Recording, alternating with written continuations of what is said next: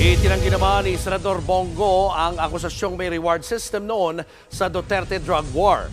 Ginit din niyang wala siyang papel sa operasyon ng gera kontra droga. Nasa frontline ng balitang yan si Mean Los Baños. Si dating Pangulong Rodrigo Duterte at kanyang dating kanang kamay na si Senator Bongo ang itinuro ni retired Police Colonel Royina Garma na sangkot umano sa reward system sa bawat taong mapapatay noong drug war. Giit ni Senator Go, wala pong reward system na sinasabi nila ngayon.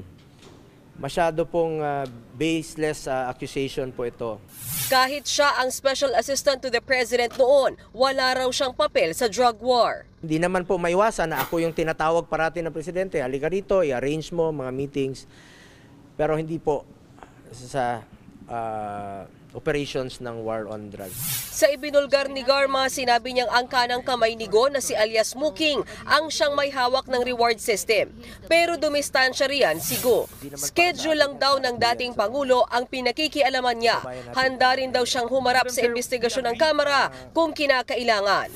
Pinag-aaralan na rin daw ng legal team ni Senator Bongo kung pakakasuhan ba niya si retired Police Colonel Garma dahil sa mga sinabi nito sa Kamara. At kung kinakailangan, maghahain din daw ang senador ng resolusyon para paimbestigahan sa Senado ang mga akusasyon ni Garma, gayon din ang buong issue ng war on drugs para lumabas na raw ang katotohanan. Ayon naman kay Senator Ronald Bato de la Rosa na PNP chief, noong kasagsagan ng Duterte drug war, wala siyang alam tungkol sa di umano'y reward system. Wala rin daw siyang budget para dito. Nalulungkot naman si Senator Go dahil lahat ng dumidiin sa kanila ngayon ay pawang mga supporter ng drug war noon. Lahat ng SONA 2016 up to 2021, 6 na SONA.